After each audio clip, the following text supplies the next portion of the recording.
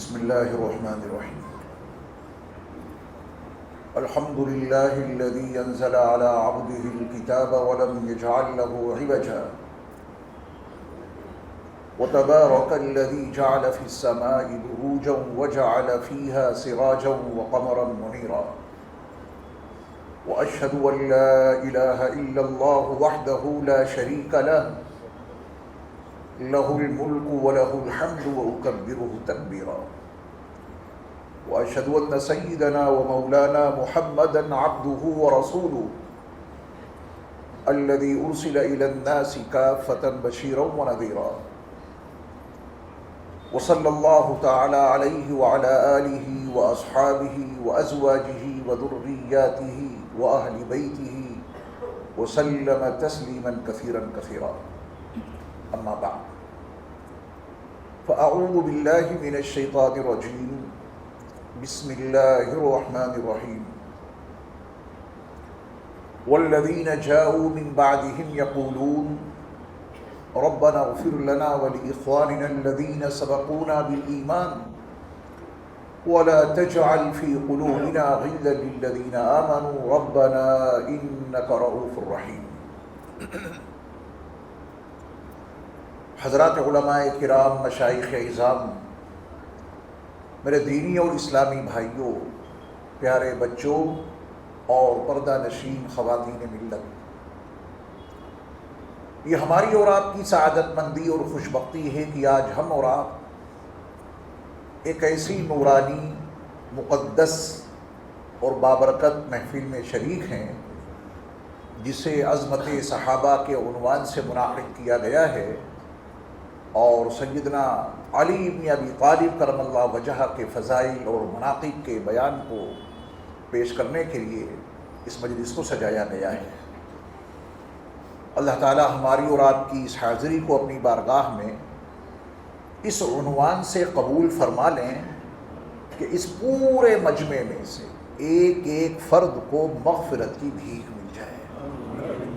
ہم سب مغفرت کی بھیکاری ہیں، اور مغفرت وہ بھیک ہے جو اللہ کے در کے سوا کہیں سے نہیں مل سکتی۔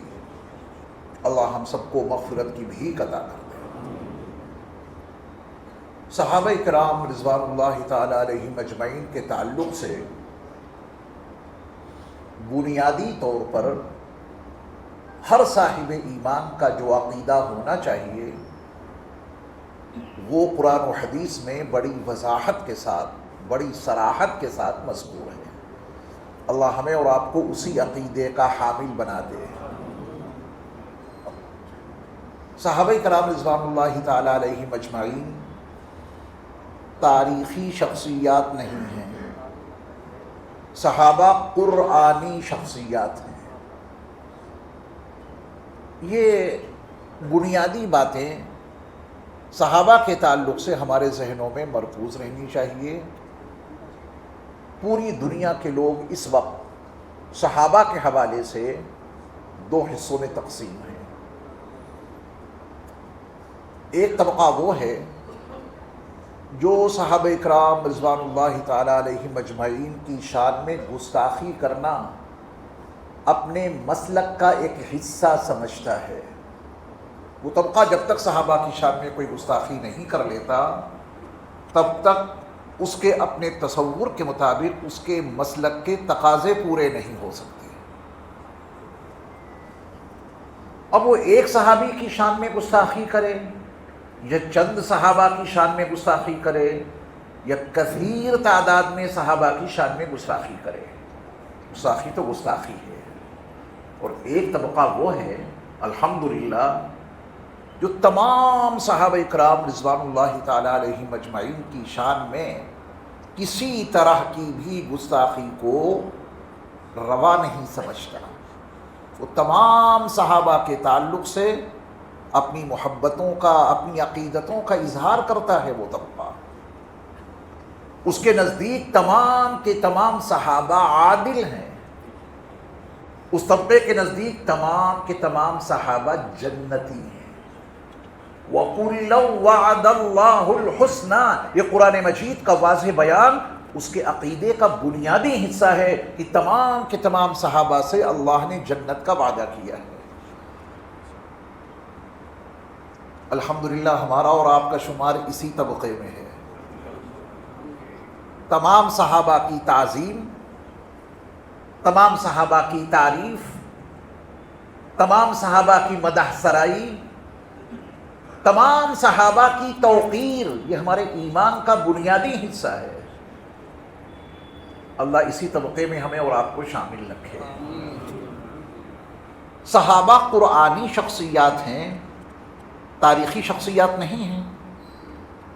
جب صحابہ قرآنی شخصیات ہیں تو سب سے پہلے ان کو قرآن کے تناظر میں ہی جانا اور سمجھا جائے گا۔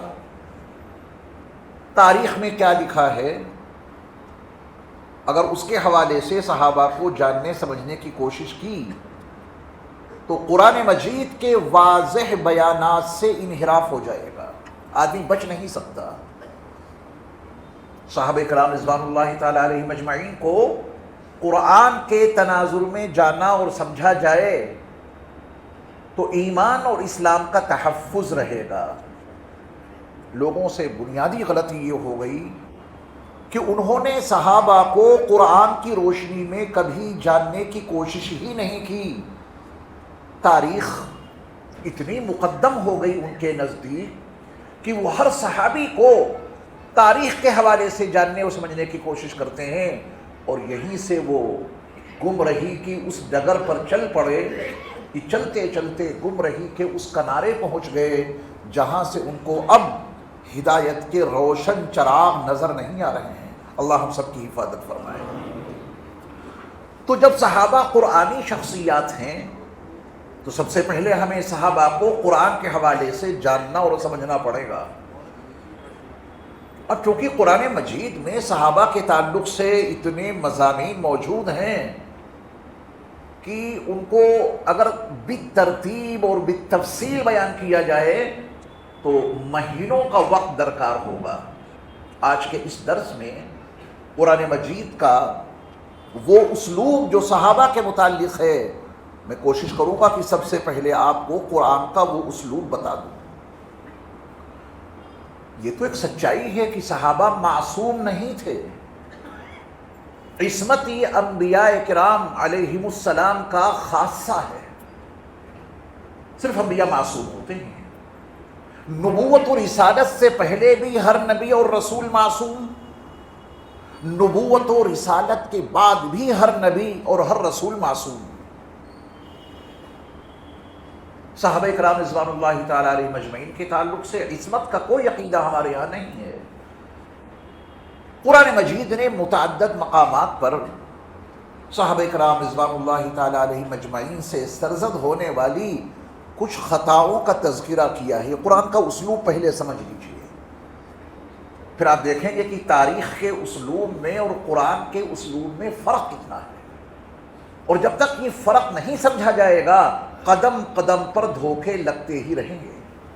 قرآن کا اسلوب متعدد مقامات پہ اللہ تعالیٰ نے قرآن مجید میں صحابہ اکرام رضوان اللہ تعالیٰ علیہ مجمعین کی کچھ غلطیاں بیان کی ہیں، لیکن قربان جائیے قرآن کے اسلوب بیان پر میرے اور آپ کے رب نے جہاں کہیں قرآن مجید میں صحابہ کی کسی غلطی کو اجاگر کیا، رب کعبہ کی قسم فوراً ان کی اس غلطی کی معافی کا اعلان بھی کر دیا۔ یہ اسلوب سمجھ میں آ گیا؟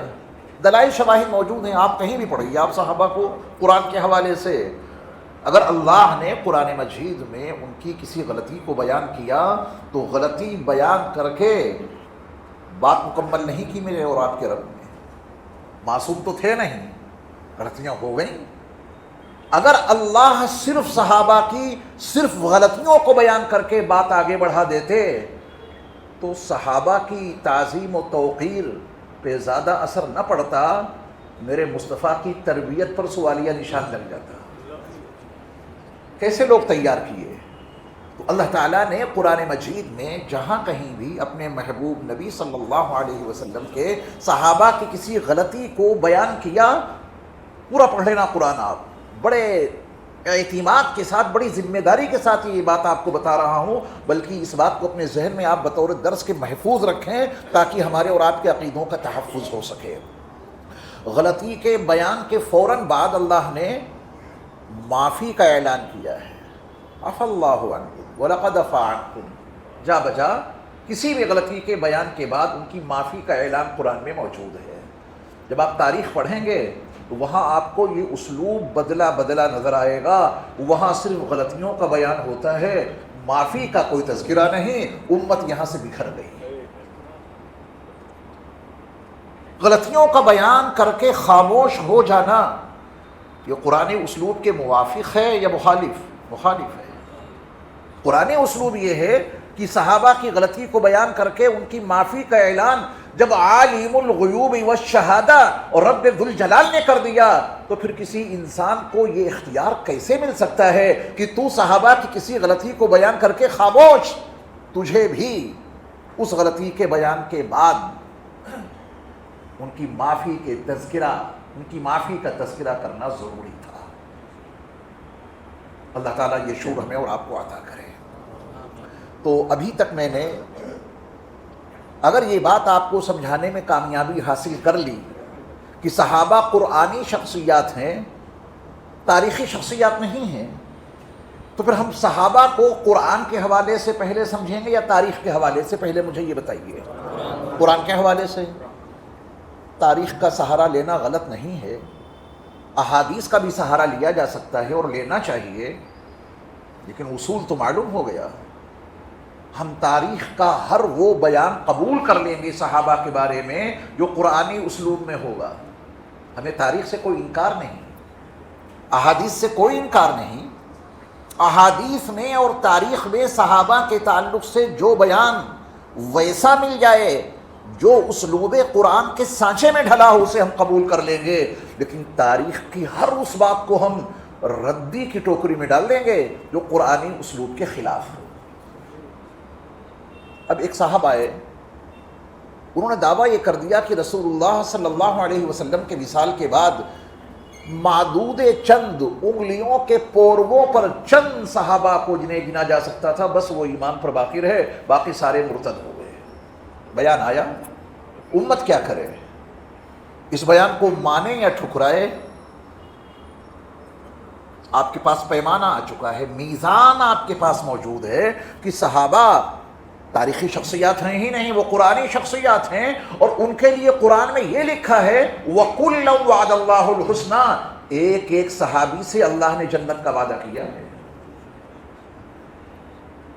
جو تمام صحابہ عادل ہیں، تمام صحابہ جنتی ہیں، تو پھر ہم کے تعلق سے یہ کوئی تصور کر ہی نہیں سکتے جو ان لوگوں نے پیش کیا۔ کون کیا کہتا ہے، ہمیں اس سے تعرض کیے بغیر اپنے عقیدہ، اپنے ایمان کا تحفظ پہلے کرنا ہے تو پہلے ذرا اپنی حیثیت طے کر لیں، ہیں کون ہم اور آپ۔ جب تک اپنی حیثیت ہم اور آپ طے نہیں کریں گے، بلکہ یوں سمجھیے جب تک ہمیں اور آپ کو اپنا نام نہیں معلوم ہوگا تب تک صحابہ کے تعلق سے کوئی بنیادی نظریہ ہم قائم ہی نہیں کر سکتے، قدم قدم پر راہ راست سے ہٹتے رہیں گے۔ تو سب سے پہلے آپ اپنا نام یاد کیجئے، پھر اس نام کی ذمہ داریوں کو سمجھیے۔ اللہ کی توفیق سے، ان کے فضل و کرم سے ہمارا اور آپ کا نام ہے اہل السنہ والجماعہ۔ کیا نام ہے؟ یہ میں نے عربی زبان میں کہہ دی، اپنی زبان میں کہہ دیجیے اہل سنت والجماعت، یہ ہمارا اور آپ کا نام ہے، یاد رکھیں گے یہ نام۔ اب ہر آدمی کو اپنے نام کے ترجمے کی فکر ہوتی ہے، اس نام کا ترجمہ بھی ذہنوں میں محفوظ اور مرکوز رہنا چاہیے۔ اہل السنہ، سنت والے، نبی کے اعمال، نبی کے اقوال، نبی صلی اللہ علیہ وسلم کے فرمودات و ارشادات اور نبی کی سنتوں کے پیروکار ہیں ہم اور آپ، تو اہل السنہ کہلائے۔ کیا اس کے بعد بھی کوئی ضرورت تھی؟ تبھی تو والجماعہ کہلائے۔ اس جماعت کو جس نے سمجھ لیا اس کے عقیدے درست ہو گئے۔ اہل السنہ کے بعد جو ہمارے اور آپ کے نام میں لفظ والجماعہ یعنی جماعت شامل ہے، یہ کون سی جماعت ہے؟ اوکھلا کی؟ شاہین باغ کی، دہلی والوں کی کوئی جمعیت تیار ہوئی ہو، اس کی مناسبت سے ہمیں اور آپ کو والجماعت کہہ دیا گیا؟ نہیں، یہ کون سی جماعت ہے جو ہمارے اور آپ کے نام کا بنیادی حصہ بنی ہوئی ہے؟ جماعت اہل السنہ سنت والے، والجماعہ آپ کی زبان میں کہہ دوں، اس جماعت سے مراد صحابہ کی جماعت ہے، سنت والے اور صحابہ والے۔ اس جماعت سے مراد کیا ہے؟ صحابہ کی جماعت بنیادی طور پہ۔ تو اہل السنہ والجماعہ یہ ہمارا اور آپ کا نام ہے، ہم اور آپ اہل سنت والجماعت ہیں۔ تو سنت والے اور صحابہ والے، میاں صحابہ والے ہو کر صحابہ سے کیوں مکر گئے؟ تمہارے نام میں جن صحابہ کا نام شامل ہے ان سے کیوں منحرف ہو گئے؟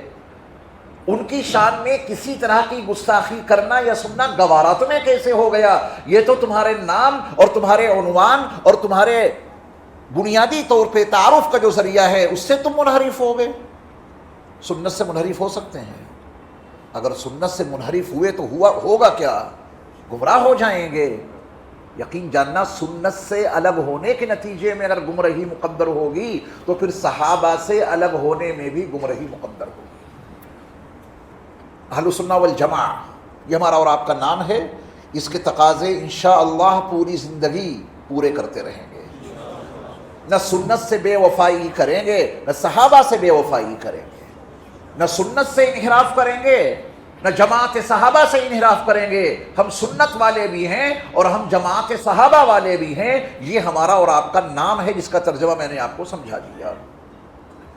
اب اگر کوئی شخص اس سواد اعظم اہل السنہ والجماعہ سے باہر کا آدمی ہے، وہ کیا کہتا ہے، اس کی سوچ کیا ہے، اس کے عقیدے کیا ہیں، اس کے نظریات کیا ہیں، ہمیں کیا اس سے لینا دینا؟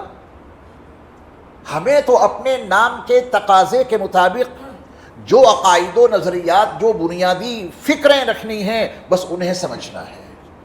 تو میں آپ کو تمام اسلاف، تمام اکابر، تمام اہل السنہ والجماعہ کا متفقہ فیصلہ سنائے دیتا ہوں صحابہ کے بارے میں۔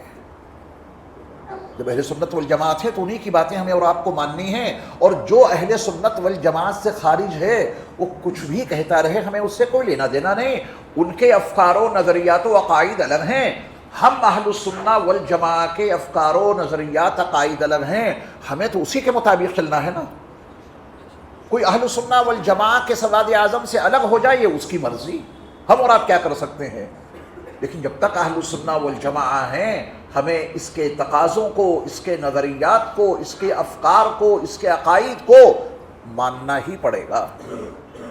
اور یہ اہل السنہ والجماعہ جو ہمارا اور آپ کا نام رکھا گیا ہے، دراصل یہ ایک حدیث کا ترجمہ ہے۔ کہیں آپ سوچیں کہ تو لوگوں نے اپنے تئیں اپنا نام رکھ لیا، تو میں اس حدیث کا تذکرہ بھی کر دوں تاکہ آپ کو اپنے نام کی اہمیت، اس کی ضرورت، اس کی افادیت معلوم ہو جائے کہ ہمارا یہ نام رکھا کیوں گیا اہل السنہ والجماعہ۔ دراصل رسول اللہ صلی اللہ علیہ وسلم نے ایک موقع پر اپنے صحابہ کو یہ مضمون سمجھایا تھا کہ ہدایت پر رہنے کے لیے، نجات پانے کے لیے دو چیزوں سے تمسک ضروری ہے، ورنہ پھر یہ انسان جہنم میں جائے گا، گمراہ ہو جائے گا۔ جنت میں جانے کے لیے دو چیزوں سے تمسک، اس کو اپنائے رکھنا، اس کے تقاضوں کو پورا کرنا ضروری ہے۔ تو جب صحابہ نے پوچھا تھا کہ وہ نجات پانے والا طبقہ، ناجی فرقہ کون سا ہوگا، تب رسول اللہ صلی اللہ علیہ وسلم نے دو لفظ استعمال کیے تھے۔ نجات پانے والے فرقے کے لیے دو لفظ استعمال کیے تھے۔ پہلا لفظ تھا ما انا علیہ، جس طریقے پر میں ہوں جو اسے اپنا لے اسے نجات مل جائے گی۔ تو اب ما انا علیہ، جس پر میں ہوں، جو میرا طریقہ ہے، علماء نے اس کو آسان لفظوں میں اہل السنہ کے لفظ میں ڈھال دیا۔ کس لفظ میں ڈھال دیا؟ اہل السنہ، سنت والے، نبی کے طریقے والے۔ نبی نے فرمایا ہے ما انا علیہ، جس پر میں ہوں، جو وہ طریقہ اپنائے گا اس کو نجات ملے گی۔ تو ما انا علیہ کا ترجمہ کیا ہوگا؟ اہل السنہ، سنت پہ چلنے والے، نبی کے طریقے پر چلنے والے۔ اگر نبی ما انا علیہ پر ہی ٹھہر جاتے تو ہمارے اور آپ کے نام میں والجماعت نہیں لگ سکتا تھا۔ کروڑوں درود و سلام ہو نبی مکرم صلی اللہ علیہ وسلم کی ذات گرامی پر کہ آپ نے ما انا علیہ کے بعد فرمایا واصحابی، اور جس پر میرے صحابہ ہیں جو اس طریقے کو اپنائے گا اسے نجات ملے گی۔ تو نجات پانے کے لیے نبی علیہ الصلوۃ والسلام نے کتنے جملے بتائے؟ 2، ما انا علیہ جس طریقے پر میں ہوں، وہ اصحابی اور جس پر میرے صحابہ ہیں اس پر جو چلے گا اسے نجات ملے گی، اس پر جو چلے گا وہ جنت میں جائے گا۔ اب یہ ما انا علیہ و اصحابی اگر یہاں اوکھلا، شاہین باغ، عجم میں کہیں بتایا جاتا تو شاید لوگوں کے لیے اس لفظ کا یاد رکھنا مشکل ہوتا۔ اللہ جزائے خیر عطا فرمائے ان علماء کرام کو کہ جنہوں نے ما انا علیہ و اصحابی کا ایک آسان سا ترجمہ کر کے بتا دیا کہ ما انا علیہ و اصحابی ان لوگوں کو کہتے ہیں کہ جو نبی کے طریقے پر چلیں، صحابہ کو ماننے والے ہوں، اہل السنہ والجماعہ۔ یہ سنت والے بھی ہیں اور صحابہ والے بھی ہیں۔ یہ اپنا نام، اس کا ترجمہ، نام کیوں رکھا گیا، اس کے پیچھے دلائل اور شواہد کا انبار کتنا ہے۔ یوں ہی نہیں ہمیں اور آپ کو اہل السنہ والجماعہ کا نام دے دیا گیا، اس کے پیچھے دلائل اور شواہد یہ ہیں جو نبی علیہ الصلوۃ والسلام کا فرمان عالی شان ہے، یہ اسی کا ترجمہ ہے۔ ما انا علیہ واصحابی اہل السنہ والجماعہ۔ تو اہل السنہ والجماعہ کا عقیدہ کیا ہے؟ متفقہ عقیدہ صحابہ کرام رضوان اللہ تعالیٰ علیہم اجمعین کے بارے میں۔ دیکھیے صحابہ کرام کے بارے میں جو بنیادی اختلاف آج کے دور میں لوگوں کے ذہنوں میں اتارا گیا، اس کا میں سب سے جلی عنوان آپ کو بتا دوں۔ وہ جلی عنوان ہے مشاجرات صحابہ۔ صحابہ کا آپس میں جو بھی اختلاف ہوا اس کو آج کے دور میں عنوان بنا کر صحابہ کی شان میں بنیادی طور پہ گستاخیاں کی جا رہی ہیں۔ مسائل کا جو اختلاف ہے، فقہی مسائل کا اختلاف، اس کو عنوان بنا کر کوئی اختلاف نہیں کرتا۔ وہ کہتے تم بھی صحیح ہو، ہم بھی صحیح ہیں، اس میں زیادہ اختلاف نہیں ہے۔ بنیادی طور پہ آج کے دور میں صحابہ پر جو طعن و تشنیع کی جا رہی ہے اس کا عنوان جلی کیا ہے؟ کیا ہے ان کا وہ بنیادی باب جس کو سامنے رکھ کے صحابہ کی شان میں گستاخی کی جا رہی ہے؟ وہ کیا ہے؟ مشاجرات صحابہ۔ یہ لفظ اگر آپ کے لیے مشکل ہے تو میں آسان لفظوں میں آپ کو بتا دیتا ہوں، صحابہ کا آپسی اختلاف۔ اب وہ اختلاف کسی حد تک بھی گیا۔ یہ صحابہ کا جو آپسی اختلاف ہوا اس کو آج کے دور میں عنوان بنا کر صحابہ کی شان میں گستاخی کی جا رہی ہے۔ گستاخی کس حد تک پہنچ گئی؟ صحابہ کی شان میں تحقیر اور تنقیص کہاں تک پہنچی؟ میں سمجھتا ہوں کہ اس کو اپنی زبان سے بیان کرنے کی کوئی ضرورت نہیں، وہ آپ نے سنا ہوگا اور سنتے ہی رہتے ہیں۔ اور جو لوگ علامہ ابن عبد البر کی نصیحت کے مطابق نہیں چلتے وہ گمراہ ہو رہے ہیں۔ انہوں نے بڑی عجیب بات کہی ہے، وہ فرماتے ہیں کہ تم ہمیشہ خیر پر برقرار رہو گے اس وقت تک جب تک اپنے پہلے لوگوں سے علم حاصل کرتے رہو گے، تبھی تک تم خیر پہ برقرار رہو گے۔ اگر یہ چین ٹوٹی، اگر یہ سلسلہ ختم ہوا تو تمہیں گمراہ ہونے سے کوئی نہیں روک سکتا۔ تو پہلا کون ہے؟ ہم نے اور آپ نے یوٹیوب پہ کچھ سننا شروع کر دیا، جو انہوں نے بتا دیا اسے ہی مان لیا۔ چین نہیں دیکھی، سلسلہ نہیں دیکھا، کڑی نہیں دیکھی کہ یہ علم پیچھے سے آ رہا ہے، جو بات اس منبر سے کہی جا رہی ہے یہ یہاں سے چلے، معتبر اور مستند سلسلوں سے چلتی ہوئی یہ بات آگے جائے، اصلاح مسجد کے منبر سے وہ بات چلے اور گنبد خضرا کے مکی تک پہنچ جائے، وہ بات ہے خیر والی۔ جہاں چین ٹوٹے گی، اسلاف سے جہاں تعلق ختم ہوگا، پہلے لوگوں کا علم لینا بند کر دیا، بیچ کے لوگوں سے علم لینا شروع کر دیا، انہوں نے تعبیریں بدل دیں، الفاظ کا مفہوم اور اس کے معنی بدل ڈالے، اس کے سیاق و سباق سے ہٹا کر وہ بات انہوں نے پیش کر دی اپنے نئے انداز میں۔ گمراہی تو یقینی ہے۔ علامہ ابن عبد البر کی یہ بات بھی ذہن میں رکھیے گا کہ ہم اور آپ خیر پر اسی وقت رہ سکتے ہیں جب اپنے پہلے لوگوں سے علم حاصل کرتے رہیں۔ جہاں یہ چین ٹوٹے گی، تعبیرات بدلیں گی، نئی نئی باتیں آپ کو بتائی جائیں گی، اور نتیجہ یہ ہوگا کہ یہ انسان خیر سے ہٹ کر شر میں مبتلا ہو جائے گا۔ تو اہل السنہ والجماعہ کا جو ایک طویل سلسلہ ہے، یہ سلسلہ اگر آپ یہاں سے پکڑیں گے تو پورے یقین اور پوری ذمہ داری سے آپ کو بتاتا ہوں کہ اس نام اور اس سلسلے کے حوالے سے آپ دامن مصطفیٰ سے ضرور وابستہ ہو جائیں گے۔ مان علیہ و اصحابی، یہ سلسلہ کبھی ٹوٹا ہی نہیں، اور سلسلے پیچھے تک نہیں جاتے ہیں۔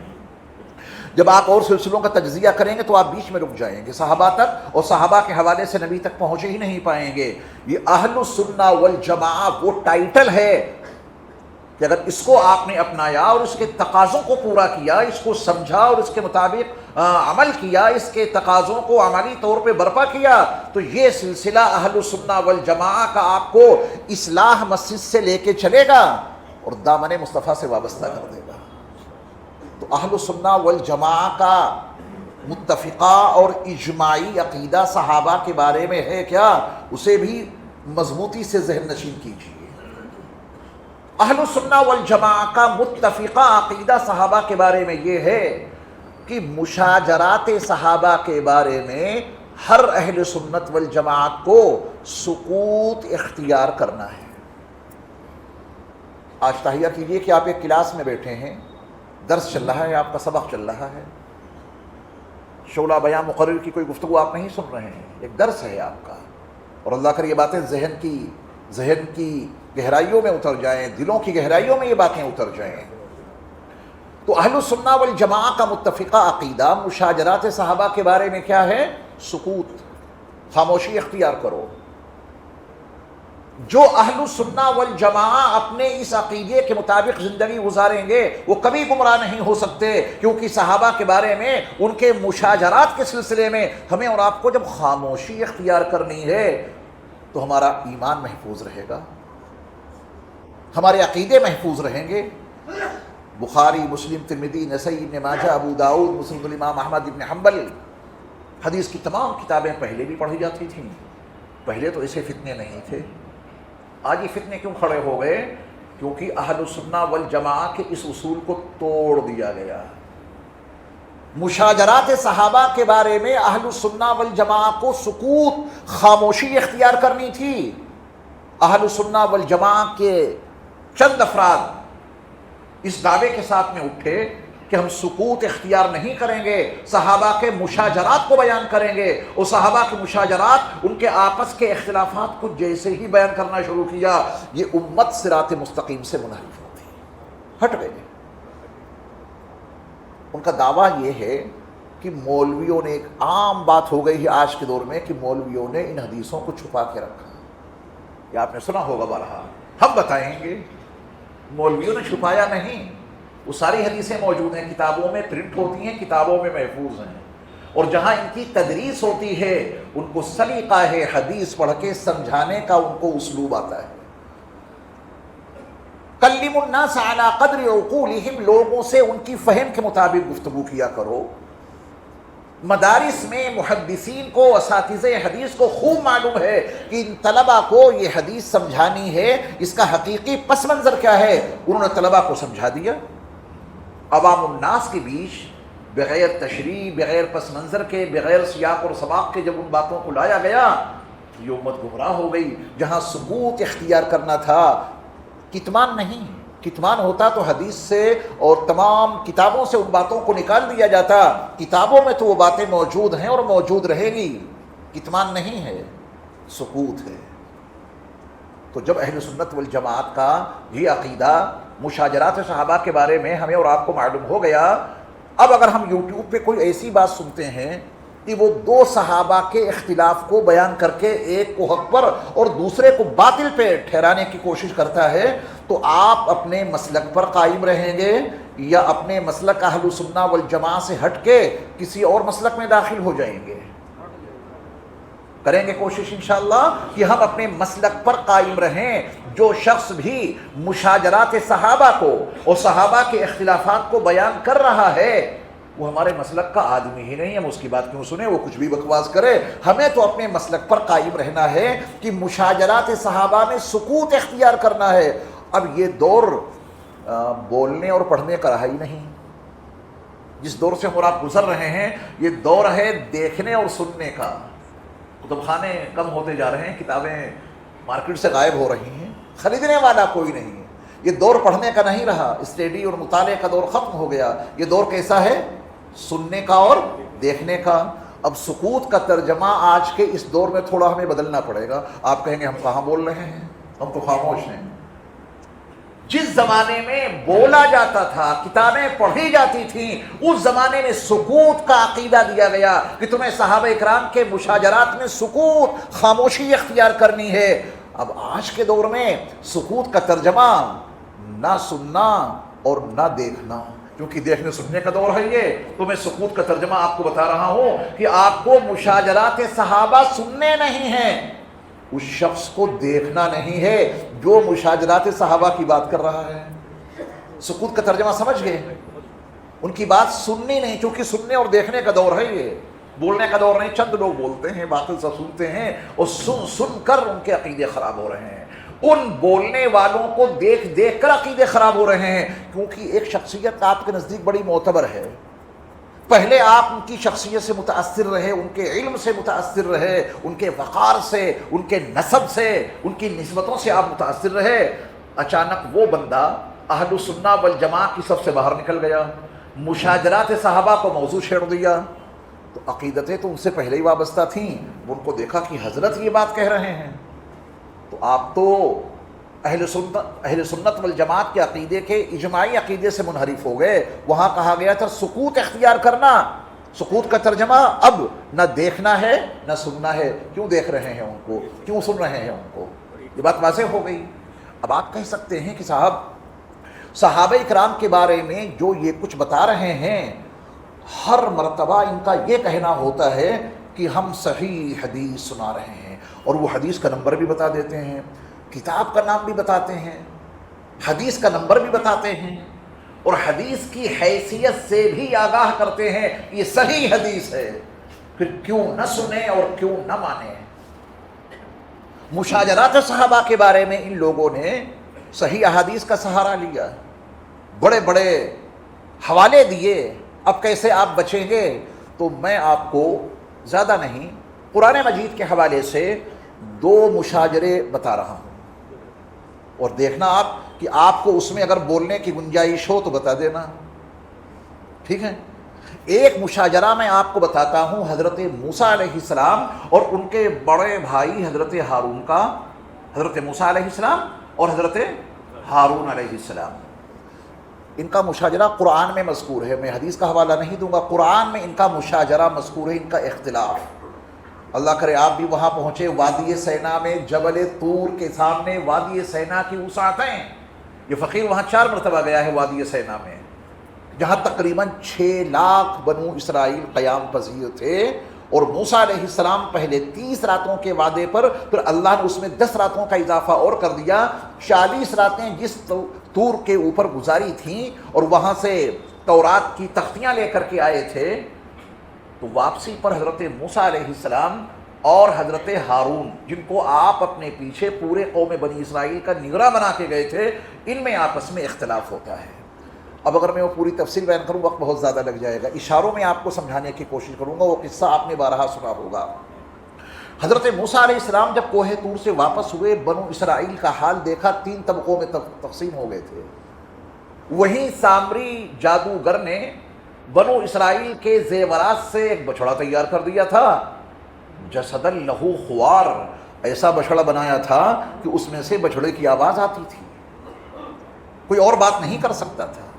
یعنی وہ بنو اسرائیل بت پرستی میں مبتلا ہو گئے, ایک طبقہ. دوسرا طبقہ کہ بھائی ابھی نہ ہم ادھر رہیں گے نہ ادھر, موسیٰ علیہ السلام کو آ جانے دو, ان کے آنے کے بعد ہی ہم کچھ فیصلہ کریں گے. مذبذبین بین ذلک لا الہ الا ولا الہ الا. ایک طبقہ البتہ ایسا تھا کہ اس نے کہا کہ بت پرستی, گوشالہ پرستی بھی حرام, اور تذبذب میں مبتلا ہونا بھی حرام. حق اور سچ وہی ہے جو موسیٰ علیہ السلام ہمیں بتا کے گئے ہیں. اب جب موسیٰ علیہ السلام واپس آئے کوہ طور سے اور قوم کا یہ منظرنامہ دیکھا, تو قرآن کا بیان بتا رہا ہوں کہ حضرت موسیٰ علیہ السلام نے اپنے بھائی ہارون کی داڑھی پکڑ لی, کھینچا, سر پکڑ کے کھینچا. یہ مشاجرہ ہے حضرت موسیٰ اور حضرت ہارون کے درمیان کا. کیا آپ میں سے کسی کی ہمت ہے جو یہ کہہ سکے کہ موسیٰ علیہ السلام حق پر تھے اور نعوذ باللہ من ذالک حضرت ہارون باطل پر تھے؟ حق ہے کہنے کا؟ قطعاً نہیں. آپ ہوتے کون ہیں فیصلہ کرنے والے؟ اپنی آئی ڈی تو بتائیں. آپ ہیں کون؟ آپ کوئی نبی ہیں؟ آپ کوئی رسول ہیں؟ تو آپ ان کے اس مشاجرے کے بارے میں کوئی گفتگو کریں. آپ ہیں کون؟ آپ کی حیثیت کیا ہے؟ آپ کی حیثیت صرف اتنی ہے کہ تم اس نبی کے غلام ہو جس پر یہ قرآن نازل ہوا، اور یہ دو نبیوں کے درمیان کا اختلاف ہے. تم نبی کے غلام بن کر دو نبیوں کے درمیان میں فیصلہ کرنے والے ہوتے کون ہو؟ اپنی حیثیت یاد رکھیں گے. دو نبیوں کے درمیان کے مشاجرے میں ہمیں حکم بننے کا کوئی اختیار ہے؟ کوئی اجازت ہے؟ دونوں بھائی بھائی بھی ہیں، اللہ کے نبی اور رسول بھی ہیں، ان کا معاملہ ان تک محدود، ہمیں اس میں لب کشائی کرنے کی کوئی اجازت نہیں ہے. دارالعلوم دیوبند کے بانی حضرت مولانا محمد قاسم صاحب نانوتوی نور اللہ مرقدہ نے مشاجرات صحابہ کے بارے میں اہل السنہ والجماعہ کے سکوت والے عقیدے کا استدلال قرآن کے اسی واقعے سے کیا ہے کہ جب ان دو صحابہ کے جب ان دو نبیوں اور دو رسولوں کے درمیان واقع ہونے والے مشاجرہ میں تمہیں کوئی گفتگو کرنے اور بات کرنے اور فیصلہ کرنے کا اختیار نہیں ہے، تو پھر صحابہ کے بارے میں بھی تمہیں کوئی فیصلہ کرنے اور سکوت توڑنے کی اجازت نہیں ہے. یہ میں نے بہت اختصار کے ساتھ میں آپ کو سمجھایا.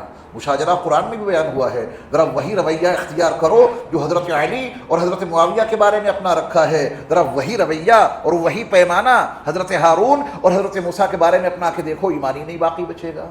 کیونکہ ہم نے اپنی حدیں توڑ دی، اپنی حیثیت کو ہم نے فراموش کر دیا، اپنی اوقات کو ہم نے بھلا دیا. ایک مشاجرہ اور دیکھیں، حضرت موسیٰ علیہ السلام اور حضرت خضر علیہ السلام. یہ میں نے وہ نام لیا جو صحیح بخاری اور دیگر کتابوں میں ہے. ہمارے یہاں اردو زبان میں ان کو خضر کہہ دیتے ہیں، اصل تلفظ ہے خضر، لیکن ہمارے یہاں خضر کے نام سے وہ متعارف ہے. ان دونوں کے درمیان جو مشاجرہ ہوا قرآن نے اس کو بیان کیا. حضرت موسیٰ علیہ السلام سفر کی کتنی صعوبتیں جھیل کے پہنچے تھے اس مقام پر، اور پتہ بھی بڑے عجیب انداز کا تھا ان کا. ملیں گے نہیں، مچھلی جو زنبیل میں ہے یہ کود کے جہاں گرے وہیں ملیں گے. عجیب ایڈریس بتایا گیا ان کا، بڑی مشکل سے ملے. آپ کی خدمت میں اس لیے حاضر ہوئے ہیں کہ اللہ نے آپ کو اپنی جانب سے جو خصوصی علم دیا ہے اس میں سے کچھ مجھے بھی بتا دیجئے. یہ ملاقات کا عنوان قرآن نے بیان کر دیا ہے. آپ کو اللہ نے اپنی طرف سے جو علم خصوصی عطا کیا، علم لدنی عطا کیا ہے، اس میں سے آپ مجھے کچھ دے دیں. تو حضرت خضر علیہ السلام نے پہلی فرصت میں یہ کہہ کر منع کر دیا کہ آپ میرے ساتھ ٹھہر ہی نہیں سکتے. جب آپ میرے ساتھ رک نہیں سکتے تو علم کیسے دوں گا آپ کو؟ عجیب بات ہے. کتنی صعوبتیں جھیل کے گئے اور بھیجا اللہ نے. اللہ حضرت خضر سے کہہ دیتے کہ جب وہ میرا بندہ آئے، میرا کلیم ہے جس سے میں نے گفتگو کی ہے، میرا کلیم ہے جس سے میں بات چیت کرتا ہوں، میرا رسول ہے، جب وہ آئے تو ان کا احترام کرنا اور جو چیز مانگے وہ دے دینا. جیسے ہی پہنچے پہلی فرصت میں کیا کہا کہ تم میرے پاس رہ ہی نہیں سکتے، ٹھہر ہی نہیں سکتے. آپ کسی ادارے میں تعلیم حاصل کرنے کے لیے جائیں کہ صاحب علم حاصل کرنے کے لیے آئے ہیں، اور محترم صاحب کہیں کہ تم یہاں رہ ہی نہیں سکتے، تمہیں کیا ہم پڑھائیں گے؟ عجیب بات ہو جائے گی نا. یہ مشاجرے کا آغاز ہو گیا. کیا ہم میں سے کسی کو اجازت ہے کہ حضرت خضر کے اس بیان پہ کوئی تبصرہ کریں، حضرت خضر کے اس بیان پر کوئی تنقید کریں؟ ہم نہیں کر سکتے. اس کی وجہ کیا ہے کہ ہم اس رینج کے آدمی تھوڑی نہ ہیں، ہمیں اپنی اوقات معلوم ہیں. اگر کوئی آدمی ان کے اس بیان پر تبصرہ کرنے کے لیے قدم آگے بڑھاتا ہے تو فوراً آئی ڈی مانگی جائے گی. آپ کوئی رسول ہیں کیا؟ اپنی آئی ڈی دیجیے. آپ کوئی نبی ہیں کیا جو آپ ان کے درمیان مشاجرے پہ کوئی تبصرہ کرنے کے لیے قدم آگے بڑھا رہے ہیں؟ حضرت موسیٰ علیہ السلام نے کہا کہ نہیں، میں آپ کے ساتھ رہ لوں گا. اپنی زبان میں عرض کر دوں، آپ کی ہر شرط مجھے منظور ہوگی. تو حضرت خضر علیہ السلام نے کوئی بہت لمبی چوڑی شرط نہیں لگائی، بس ایک بات بتائی، جو میں کروں اس کے بارے میں کوئی سوال مت کرنا، جو میں کروں اس کے بارے میں کوئی سوال. معاہدہ ہو گیا، کس سے ہوا؟ اللہ کے کلیم سے۔ اور جب چلے اور ایک کشتی پہ سوار ہوئے، کشتی والے نے پیسے بھی نہیں لیے، وجود دیکھ کر بڑے اللہ والے نیک لوگ ہیں، ان سے کیا پیسے لیں، کرایہ بھی نہیں لیا۔ اور جیسے اس کنارے پہنچے، حضرت خضر نے اس کی کشتی کو توڑ دیا ایک حصے سے۔ اب ظاہر بات ہے کہ موسیٰ علیہ السلام نے فوراً سوال کر لیا، جس بات سے منع کیا تھا حضرت خضر نے وہ فوراً سوال کر لیا انہوں نے۔ تو حضرت خضر نے کہا کہ میں نے تم سے پہلے ہی کہا تھا کہ تم میرے ساتھ رہ نہیں سکتے، سوال نہ کرنا، منع کیا تھا، اور پھر آپ نے پوچھا۔ حضرت موسیٰ علیہ السلام نے اعتذار کیا، اپنا عذر بیان کیا کہ آئندہ نہیں پوچھوں گا، اس بات کو یہیں موقوف کر دیجیے۔ آگے بڑھے تو ایک جوان ہونے کے قریب، بالکل چھوٹا بچہ نہیں تھا، بڑا تھا، حضرت خضر نے اس کو دیکھا، اسے مارا، گردن میں روڑ دی، اور تھوڑا بہت نہیں مارا، جان سے مار ڈالا اس کو۔ اس کی کوئی خطا تھی سامنے؟ چوری، زنا، قتل، بغاوت، سرکشی کچھ بھی نہیں۔ لڑکا ہے، جا رہا تھا، گلی میں کھیل رہا تھا، پکڑا، اسے جان سے مار ڈالا۔ موسیٰ علیہ السلام سے نہیں رہا گیا، انہوں نے فوراً ٹوکا کہ ایک پاکیزہ نفس کو آپ نے قتل کر دیا، یہ تو بڑا عجیب کام ہے، کیا ہمیں اور آپ کو اختیار اور اجازت ہے کہ حضرت خضر حضرت موسیٰ کے درمیان کے اس معاملے پہ کوئی تبصرہ کریں کہ یہ حق پر ہیں، وہ ناحق پر ہیں، اور میں تمہیں قرآن سنا رہا ہوں؟ حضرت خضر کو یہ کرنا چاہیے تھا اجازت سے تبصرہ کرنے کی۔ کریں گے تو ایمان بچے گا۔ وہ تیسرا واقعہ بھی آپ کے علم میں ہوگا کہ ایک بستی میں گئے، بھوک لگ رہی تھی، کھانا مانگا، بستی والے پتہ نہیں کتنے غیر تربیت یافتہ لوگ تھے، انہوں نے ان دو مسافروں کو کھانا دینے سے انکار کر دیا۔ پتہ نہیں کون لوگ ہوں گے وہ، ورنہ دو مسافروں کو کھانا کھلانا یہ کوئی بڑی بات نہیں۔ آپ کے یہاں کوئی اجنبی آدمی آ جائے تو اسے کھانا تو کھلا ہی دیں گے۔ یہ تکوینی امور ہیں۔ کیا ہیں؟ تکوینی امور۔ اللہ نے ان کا ذہنی بنا دیا کہ کوئی اور آئے تو اسے کھلا دینا، ان دو کو نہ کھلانا۔ ان دو کو نہیں کھلایا انہوں نے۔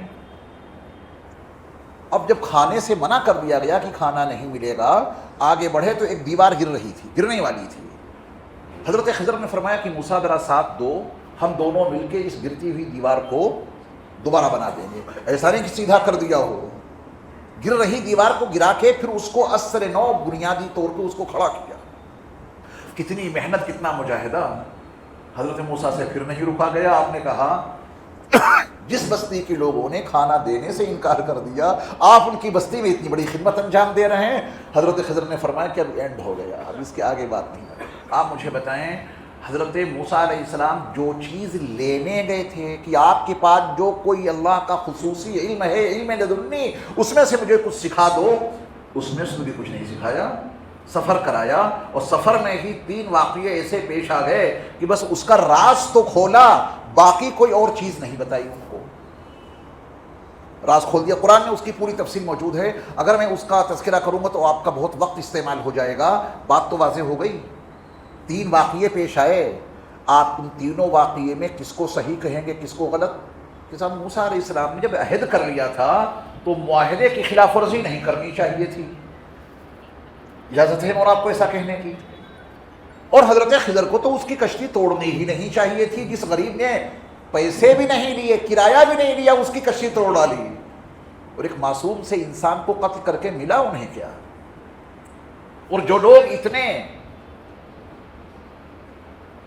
انسانیت کے دشمن ہوں کہ مسافر باہر کے آدمیوں کو 2 لوگوں کو کھانا نہ کھلا سکیں، تو ان کی بستی میں اس دیوار کو اٹھانے کی ضرورت کیا تھی؟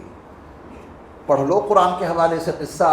سکوت، خاموش، ان دونوں کے معاملے میں آپ کو اور ہمیں تبصرہ کرنے کی قطعاً کوئی اجازت نہیں ہے۔ تبصرہ کریں گے تو ایمان نہیں بچے گا۔ کوئی تبصرہ کرنے کے لیے آئے تو اس سے پوچھا جائے اپنی آئی ڈی دے دو، یا تو نبی ہو تو تبصرہ کرو، یا مقام خضر پہ فائز ہو تو تبصرہ کر لو۔ نہ تم نبی ہو نہ مقام خضر پہ فائز ہو تو تمہیں اس میں تبصرہ کرنے کی قطعاً کوئی اجازت نہیں ہو سکتی۔ اب صحابہ کے جو مشاجرات ہیں، آج ان کو عنوان بنا کر صحابہ کی شان میں گستاخیاں کی جا رہی ہیں۔ اب اب ان سے پوچھا جائے کہ تمہاری اوقات کیا ہے، تمہاری حیثیت کیا ہے کہ جو تم مشاجرات صحابہ کے بارے میں کود پڑے، اپنی آئی ڈی دو۔ فتح مکہ سے پہلے ایمان لانے والوں میں تم شامل ہو یا فتح مکہ کے بعد ایمان لانے والوں میں شامل ہو؟ السابقون الاولون میں تمہارا شمار ہے، انصار میں مہاجرین میں تمہارا شمار ہے، تم بدری ہو، احد میں شریک ہوئے تھے، فتح مکہ میں تمہارا کوئی کردار ہے؟ اپنی اوقات سمجھو۔ یہ صحابہ کے مشاجرات ہیں، ان میں اہل السنہ والجماعہ کا بنیادی عقیدہ سکوت ہے۔ جس طرح موسیٰ اور ہارون علیہ السلام کے معاملے میں تم لب کشائی نہیں کر سکتے، جس طرح حضرت موسیٰ حضرت خضر کے معاملے میں تم لب کشائی نہیں کر سکتے، اسی طرح تم نبی آخر الزمان حضرت محمد صلی اللہ علیہ وسلم کے صحابہ کی مشاجرات میں بھی لب کشائی نہیں کر سکتے، نہ سن سکتے ہو، نہ ایسے لوگوں کو دیکھ سکتے ہو۔ ہمیں اوروں سے کوئی شکوہ نہیں، ان کا جو بھی مسلک ہو، ان کے مسلک میں تو صحابہ کی شان میں گستاخی شامل ہے، وہ کریں گے۔ آپ اپنا نام یاد رکھیں اہل السنہ والجماعہ، اور اہل السنہ والجماعہ کا جو متفقہ اجماعی عقیدہ ہے مشاجرات صحابہ کے بارے میں، وہ اپنائیں گے تو راہ اعتدال پر قائم رہیں گے۔ اگر اس سے منحرف ہو گئے تو راہ اعتدال سے منحرف ہو جائیں گے۔ کیا میں اتنی باتیں آپ کو سمجھانے میں کچھ کامیاب رہا؟ دیکھیے عظمت صحابہ کا ہی حصہ ہے یہ میں نے بیسک بنیادی سبق جو عظمت صحابہ کا ہے وہ میں نے آپ کو واضح ہو گئی۔ یہ ہیں صحابہ، ان کو ہلکے میں مت لینا۔ ان کی بعثت کی دعا، نبی کی مصاحبت کے ساتھ ان کی دعا، یہ قرآن میں مذکور ہے۔ تبھی میں نے کہا کہ صحابہ تاریخی شخصیات نہیں ہیں، صحابہ قرآنی شخصیات ہیں۔ اس دعا میں نبی آخر الزمان حضرت محمد صلی اللہ علیہ وسلم کی بعثت کی ہی دعا نہیں ہے، بلکہ ان کے صحابہ کے مبعوث ہونے کی بھی دعا شامل ہے۔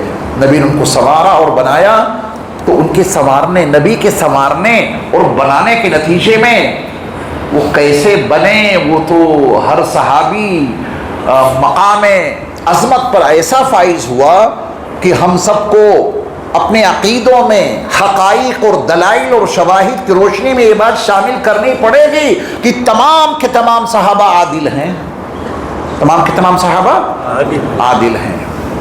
اگر یہ کہہ دیا کہ بھئی زیادہ اکثر تو عادل ہیں لیکن فلاں نہیں فلاں نہیں فلاں نہیں، تو وَيُزَكِّيهِمْ کا ترجمہ آپ نے بگاڑ دیا۔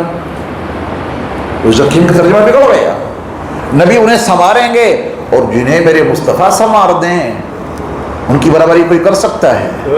نبی نے ان کو ایسا سنوارا کہ فرش خاکی سے اٹھے اور ہمدوش ثریا ہو گئے۔ ان کی برابری کون کر سکتا ہے؟ کوئی نہیں کر سکتا۔ اور ایک بات اور ذہن میں رکھیے جو بیسک بنیادی تعلیم کا حصہ ہے کہ کسی انسان کے صحابی بننے میں وقت کا کوئی تعین نہیں۔ صحابی بننے میں وقت کا کوئی تعین نہیں ہے کہ صاحب وہ 1 سال ساتھ میں گزارا ہو یا 10 سال گزارے ہو تب وہ صحابی بنیں گے۔ کوئی صاحب آئے، ایمان قبول کیا، نبی کی نظر عنایت ان پر پڑی، اس کے بعد وہ چلے گئے اور ایمان پہ ان کا خاتمہ ہو گیا۔ چند ساعتیں نبی کی صحبت میں رہے، کیا بن گئے وہ؟ صحابی۔ اب مجھے ایک بات بتاؤ، بہت دھیان سے میرا سوال ہے آپ سے، صحابی بننے میں انسان کی اپنی سعی پیہم، صحابی بننے میں انسان کی اپنے جہد مسلسل کا کوئی دخل ہے؟ بالکل نہیں۔ ریاضت، نمازوں کی کثرت،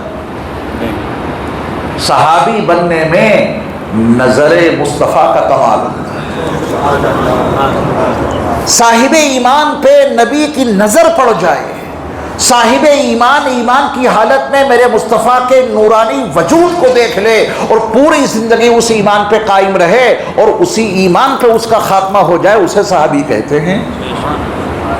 یہ میرے مصطفیٰ کی نظر کا کمال ہے کہ وہ صحابی بنے، اور تمام کے تمام صحابہ عادل ہیں، تمام کے تمام صحابہ جنتی ہیں، وَكُلًّا وَعَدَ اللَّهُ الْحُسْنَى۔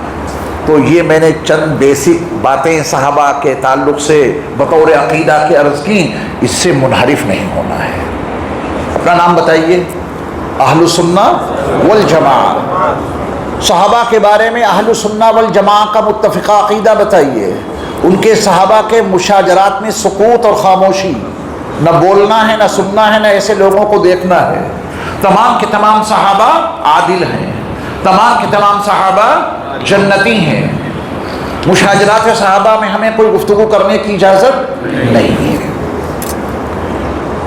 جس طرح انبیاء کے بارے میں، رسولوں کے بارے میں قرآن میں اللہ کا فیصلہ ہے کہ تلک الرسل فضلنا بعضهم علی بعض، جو رسول ہیں ہم نے ان میں سے کسی کو کسی پر فوقیت بخشی ہے، وہی اب صحابہ میں نظر آئے گا۔ تمام صحابہ ہیں تو جنتی، تمام صحابہ عادل۔ اللہ کا وصول انبیاء اور رسول کے بارے میں یہ رہا کہ ان میں اللہ تعالیٰ نے کسی کو جزوی طور پہ کسی کے اوپر فوقیت بخشی، بس یہی عکس آپ کو پیارے نبی کے صحابہ میں بھی دکھے گا۔ کوئی کسی پر جزوی فوقیت رکھتا ہے، فضیلت رکھتا ہے۔ رسول اللہ صلی اللہ علیہ وسلم نے اپنے صحابہ کے مناقب بیان کیے۔ احادیث کی کتابوں کا آپ مطالعہ کریں گے تو محدثین نے مستقل چیپٹر قائم کیے۔ یہ انصار صحابہ کے فضائل ہیں، یہ مہاجرین صحابہ کے فضائل ہیں، فتح مکہ سے پہلے ایمان لانے والوں کے یہ فضائل ہیں، فتح مکہ کے بعد ایمان لانے والوں کے یہ فضائل ہیں، جو بدر میں شریک ہو گئے ان کا مقام یہ ہے، صلح حدیبیہ میں ایک درخت کے نیچے جنہوں نے بیعت کر لی ان کا مقام یہ ہے۔ پھر ناموں کے ساتھ ابو بکر رضی اللہ تعالی عنہ، حضرت عمر فاروق رضی اللہ تعالی عنہ، حضرت عثمان غنی رضی اللہ تعالی عنہ، حضرت علی بن ابی طالب کرم اللہ وجہہ، اور دیگر صحابہ کے نام لے لے کر رسول اللہ صلی اللہ علیہ وسلم نے ان کے فضائل اور مناقب بیان فرمائے ہیں۔ فضائل عظمت صحابہ کے حوالے سے آج جس عظیم صحابی خلیفہ راشد کا نام ہمارے اور آپ کے درس میں شامل ہے وہ ہیں سیدنا علی بن ابی طالب کرم اللہ وجہہ۔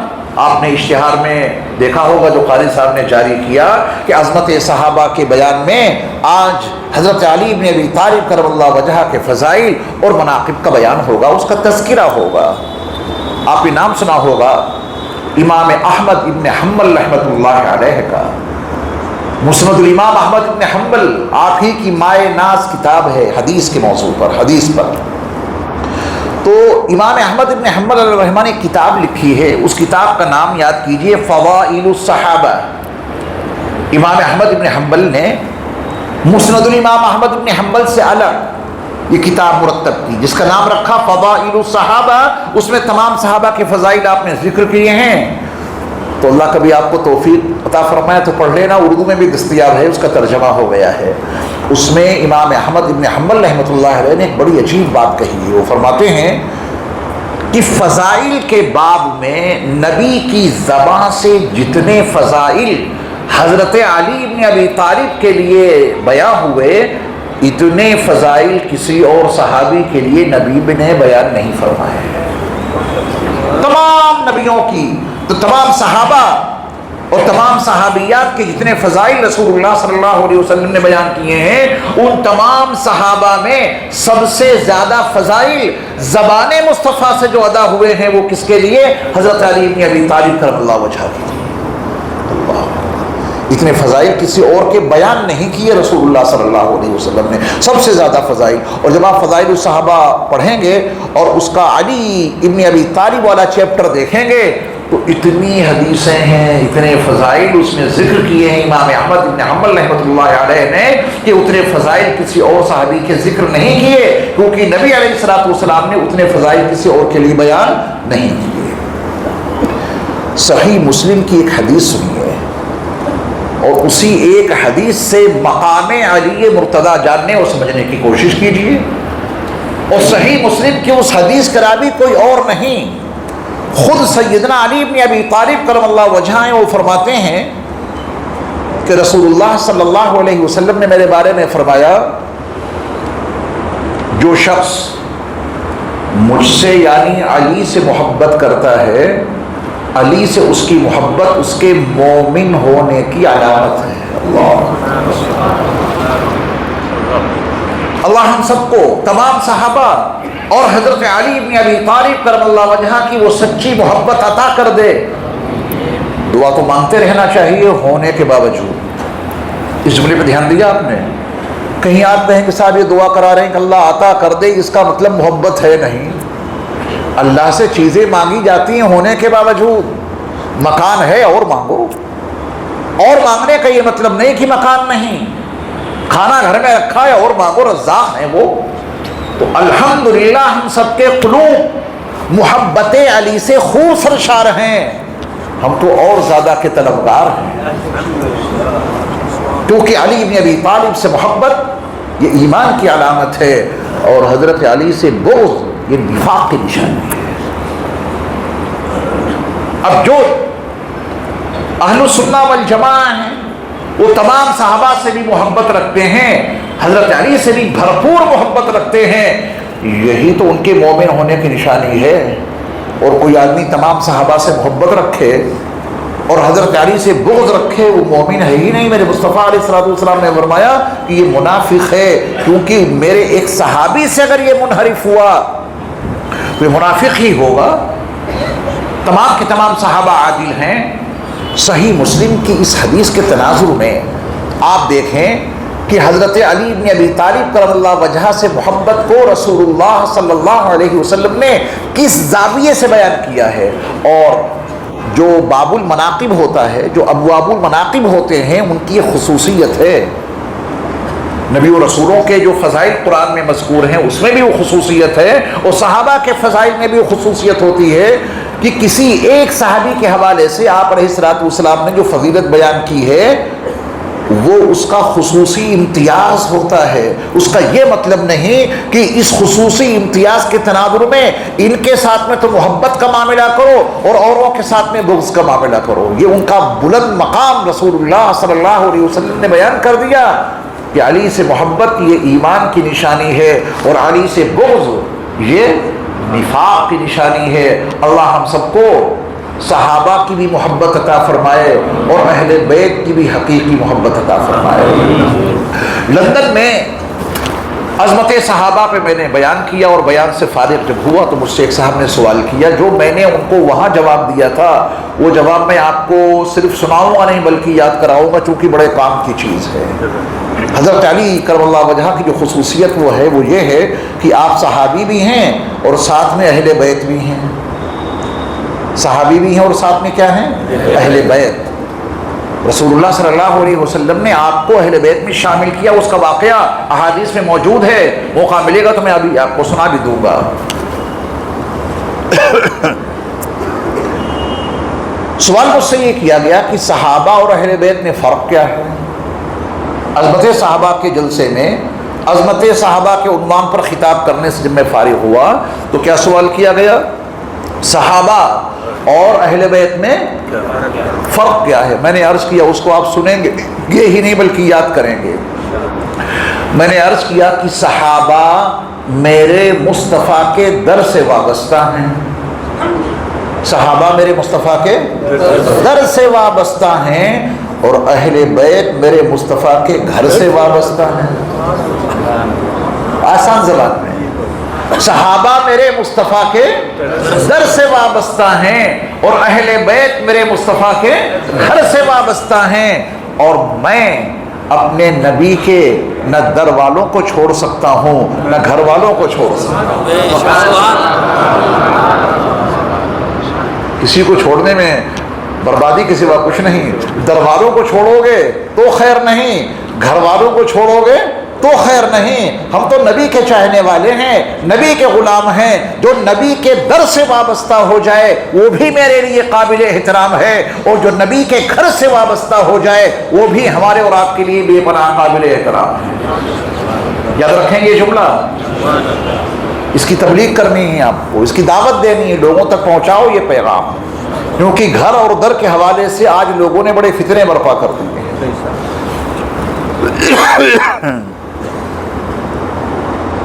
صحابہ نبی کے بولی در سے وابستہ ہیں اور اہل بیت نبی کے گھر سے وابستہ ہیں. ہم اہل سنت والجماعت، کہ ہمارا اور آپ کا عقیدہ بڑا پیارا عقیدہ ہے. ہم اہل السنہ والجماعت اپنے نبی کے در والوں کو کبھی نہیں چھوڑ سکتے. رب کعبہ کی قسم اپنے نبی کے گھر والوں کو بھی کبھی نہیں چھوڑ سکتے. سب سے محبت عقیدت ہمارے ایمان کا بنیادی حصہ ہے. حضرت علی کرم اللہ وجہہ کی جو خدمات ہیں، ان کی جو قربانیاں ہیں، وہ بہت بے مثال ہیں۔ خیبر کا جب قلعہ فتح ہونا تھا تو رسول اللہ صلی اللہ علیہ وسلم نے ایک اعلان کیا، عظمت علی کے حوالے سے سنیے گا کہ حضرت علی کرم اللہ وجہہ کس مقام و مرتبہ پہ فائز تھے۔ تو آپ علیہ، یہ بھی صحیح مسلم کی حدیث ہے، اس کے راوی سیدنا ابو ہریرہ رضی اللہ تعالی عنہ ہے۔ تو رسول اللہ صلی اللہ علیہ وسلم نے فرمایا کہ میں کل، آنے والے کل میں جھنڈا اس شخص کو دوں گا جو اللہ اس کے رسول سے محبت کرتا ہے، اللہ اس کے رسول بھی اس سے محبت کرتے ہیں۔ یہ جھنڈا میں کس کو دوں گا کل؟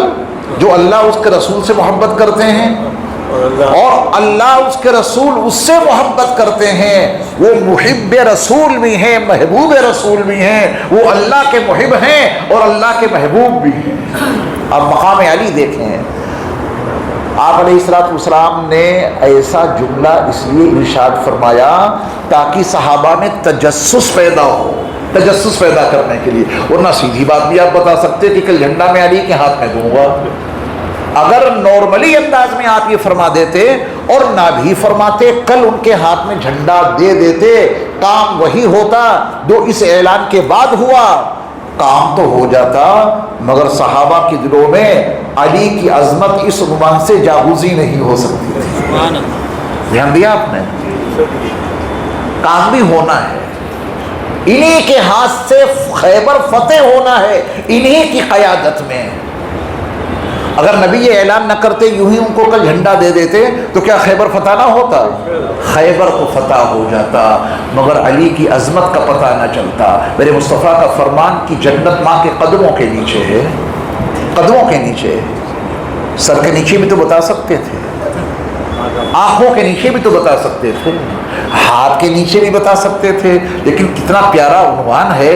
پورے وجود میں پیروں کا جو حصہ ہے بظاہر وہ سب سے افضل ہے۔ جنت کا قرب ہی نہیں بتانا بلکہ ماں کا مقام بھی تو سمجھانا ہے۔ جنت ماں کے سر کے نیچے ہے، راضی کر لو جنت مل جائے گی، جنت کا قرب تو معلوم ہو جاتا مگر ماں کا مقام معلوم نہیں ہوتا۔ جنت ماں کے ہاتھ کے نیچے ہے، جنت کا قرب تو معلوم ہو جاتا مگر ماں کا مقام معلوم نہ ہوتا۔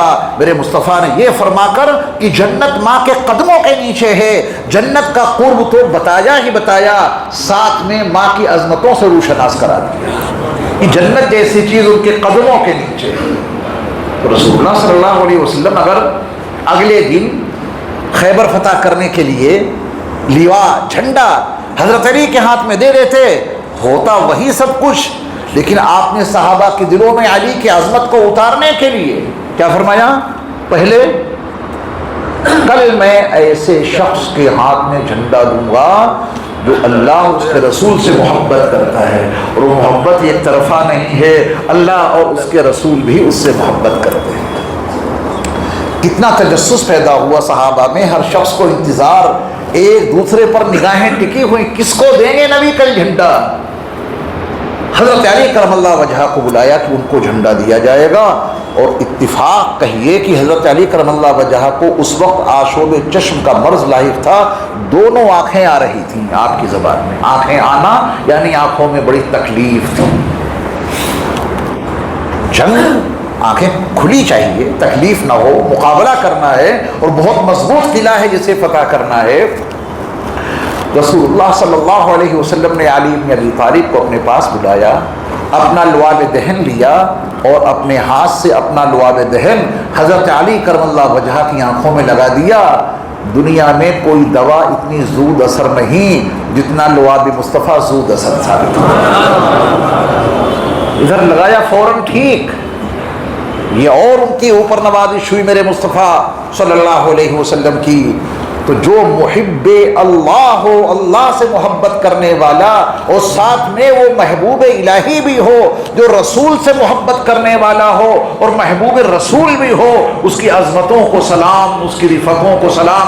یہ ہیں سیدنا علی بن ابی طالب کرم اللہ وجہہ۔ شاید آپ کے علم میں واقعہ ہو کہ رسول اللہ صلی اللہ علیہ وسلم نے اپنی مکی زندگی میں ایک موقع پر علی بن ابی طالب کرم اللہ وجہہ کو رات کی تاریکی میں بلایا اور یہ کہا کہ علی آج ایسا کرتے ہیں کہ بیت اللہ کے اوپر جو یہ صنم رکھے ہوئے ہیں، بت رکھے ہوئے ہیں، کم سے کم انہیں کو اتار کے پھینکیں رات کی تاریکی میں۔ حضرت علی آپ کے ساتھ میں، فرمایا کہ علی بیٹھو، میں تمہارے کندھوں پر اپنے قدم رکھتا ہوں، اٹھ جانا، میں چھت پہ چڑھ جاؤں گا۔ اب ظاہر بات ہے کہ حضرت علی کی عمر بھی اس وقت زیادہ نہیں تھی، بارگاہ رسالت میں آپ صلی اللہ علیہ وسلم کی عظمتوں، ان کی رفتوں کا ہم اور آپ تصور نہیں کر سکتے۔ حضرت علی کرم اللہ وجہہ بار نبوت کو اٹھا نہ سکے، عمر کا بھی تقاضا، اور رسول اللہ صلی اللہ علیہ وسلم ان کے کندھوں پہ قدم رکھیں، وہ آپ کو اٹھا نہ سکے۔ علی کی عظمت کو اس پہلو سے بھی دیکھو، میرے مصطفیٰ نے کہا کہ ایسا ہے علی، تم میرے کندھوں پہ چڑھ جاؤ۔ تمام صحابہ کو دیکھیں آپ، صدیق اکبر کی عظمتوں کو سلام، رسول اللہ صلی اللہ علیہ وسلم کو انہوں نے غار ثور میں لے جانے کے لیے اپنی پشت پہ رکھا تھا، ان کی عظمتوں کو سلام۔ وہ کون صحابی ہے جس کے کندھوں پر، وہ کون صحابی ہے کہ جس کے پیر نبی کے کندھوں پہ آئے؟ نبی کا سر صدیق اکبر کی گود میں تھا غار ثور میں۔ یہ تقابلی مطالعہ اس لیے نہیں پیش کر رہا ہوں کہ کسی کی عظمت گھٹ جائے، یہ تقابلی مطالعہ برسبیل تذکرہ ہے۔ علی کی شان دیکھیں، فرمایا کہ علی ایسا ہے کہ تم میرے کندھوں پہ آ جاؤ، کس کے پیر ہیں جو شان نبوت پر گئے، نبی علیہ السلام کے کندھوں پر گئے، اور ان کی اولاد کو، شہزادوں کو بھی یہ فخر حاصل ہوا کہ وہ بھی نبی کے شانوں پہ سوار ہوئے۔ اور صدیق اکبر نے جب یہ کہا تھا، یا غالباً حضرت عمر ہیں، بہت اچھی سواری ملی ہے آج، بہت اچھی سواری، جب نبی علیہ السلام اپنے شہزادوں کو اپنے کندھوں پر لیے ہوئے ہیں، بہت اچھی سواری ملی ہے تم کو۔ میرے مصطفیٰ نے فرمایا یہی کیوں کہتے ہو کہ سواری بہت اچھی ملی ہے، یہ بھی تو دیکھو سوار کتنے اچھے ہیں۔ تبھی میں نے عرض کیا کہ صحابہ در سے وابستہ ہیں، یہ سب گھر سے وابستہ ہیں، ہمارے لیے سب قابل احترام ہے۔ تو رسول اللہ صلی اللہ علیہ وسلم نے حضرت علی کو اپنے کندھوں پہ لے لیا۔ اب علی کے دونوں پیر نبی کے دونوں شانوں پر میرے مصطفیٰ کھڑے ہوئے، بت پھینکے، وہ تو ایک واقعہ ہے۔ اس نسبت کے نتیجے میں علی کو رضی اللہ تعالی عنہ جو علو ملا، جو بلندی ملی، اس کو علی کی زبانی سنیے۔ حضرت علی فرماتے ہیں کہ جب رسول اللہ صلی اللہ علیہ وسلم کے شانوں پر میرے قدم آئے اور آپ مجھے لے کر اٹھے، میں نے اوپر دیکھا تو مجھے محسوس ہوا کہ میں آسمان سے بالکل قریب آ گیا ہوں۔ وَلَوْ شِئْتُ لَنِلْتُ السَّمَاءَ، اگر میں چاہتا تو آسمان کو چھو لیتا۔ یہ کیا ہے؟ یہ نبی کے شانوں پہ علی کے قدموں کے آنے پر ان کے ذہن کو، ان کی فکر کو، ان کی سوچ کو اللہ نے ایسی بلندی عطا فرمائی کہ وہ فرماتے ہیں کہ میں آسمان کے بالکل قریب پہنچ چکا، اگر میں چاہتا تو آسمان کو پکڑ لیتا۔ تو حضرت علی کرم اللہ وجہہ کی بڑی خصوصیات ہیں، آپ کے بڑے فضائل اور بڑے مناقب ہیں۔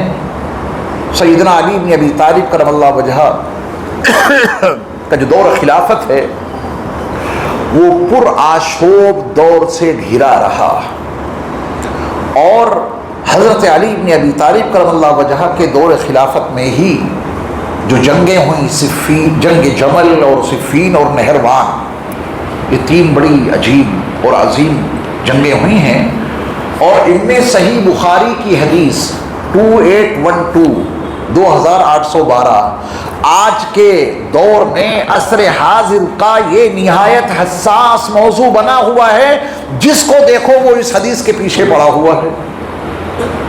یہ صاحب وہ بخاری شریف کی حدیث نمبر 2812 کیا ہے؟ عمار ابن یاسر رضی اللہ تعالی عنہ مسجد نبوی کی تعمیر میں مصروف عمل تھے، ڈبل کام کر رہے تھے، صحابہ جتنا بوجھ لاتے تھے اینٹوں کا اس سے ڈبل عمار ابن یاسر لاتے تھے. رسول اللہ صلی اللہ علیہ وسلم نے ان کی وہ حالت دیکھی, ان کا سر صاف کرتے جا رہے تھے, اور آپ علیہ الصلوۃ والسلام نے فرمایا کہ عمار تمہیں ایک باغی جماعت قتل کرے گی, تم ان کو جنت کی طرف بلا رہے ہوگے, وہ تمہیں جہنم کی طرف بلا رہے ہوں گے. یہ بخاری میں 2812 حدیث نمبر ہے اور یہ وہاں موجود ہے. ان لوگوں کا کہنا ہے کہ مولویوں نے حدیثوں کو چھپا کے رکھا, ہم تمہیں بتاتے ہیں صحیح حدیث ہے, بخاری کی ہے, سیاق و سباق سے ہٹا کر فیت باغیہ کا فیصلہ کر دیا حضرت امیر معاویہ رضی اللہ تعالیٰ عنہ کی جماعت کے بارے میں کہ وہ ہے باغی جماعت, نعوذ باللہ من ذالک. اور اس باغی جماعت نے حضرت عمار ابن یاسر کو قتل کیا. حضرت عمار ابن یاسر جنگ لڑ رہے تھے حضرت علی کی طرف سے, اور حضرت امیر معاویہ رضی اللہ تعالی عنہ کے لوگوں نے ان کو قتل کر دیا. نبی نے تو پہلے ہی بتا دیا تھا کہ عمار ابن یاسر تمہیں ایک باغی جماعت قتل کرے گی. یہ بات آپ کن سے سننا چاہتے ہیں؟ ان لوگوں سے کہ جن کا علمی سلسلہ منقطع ہے, یا ان لوگوں سے جن کا علمی سلسلہ یہاں سے چلتا ہے اور مستند حوالوں سے بارگاہ مصطفیٰ تک پہنچ جاتا ہے؟ کس سے سننا چاہتے ہیں؟ اگر آپ نے یہ باتیں ان سے سنی جو اہل السنہ والجماعہ سے خارج ہیں, وہ آپ کو اتنا گمراہ کر دیں گے, اتنا بہکا دیں گے کہ حضرت امیر معاویہ آپ کو باغی نظر آنے لگیں گے, حضرت امیر معاویہ کی پوری جماعت آپ کو باغی دکھائی دینے لگے گی. اور ایک اطلاع کے مطابق کہاں تک اس میں صداقت ہے, بنگلور کی سرزمین پر سیدنا امیر معاویہ رضی اللہ تعالی عنہ کا پتلا پھونک دیا بدبختوں نے. یہ ایک دم سے ریئیکشن نہیں ہوا, اس کے پیچھے ایک مستقل محنت ہے, اس کے پیچھے ایک سعی پیہم اور جہد مسلسل ہے. افکار و نظریات کو بگاڑنے کی پوری کوشش کی گئی. امت اس اسٹیج پہ پہنچ گئی کہ حضرت امیر معاویہ رضی اللہ تعالیٰ عنہ کا پتلا بنایا اور اس میں آگ لگا دی احتجاج کرتے ہوئے. یہ کس کا نتیجہ ہے؟ اس حدیث کا.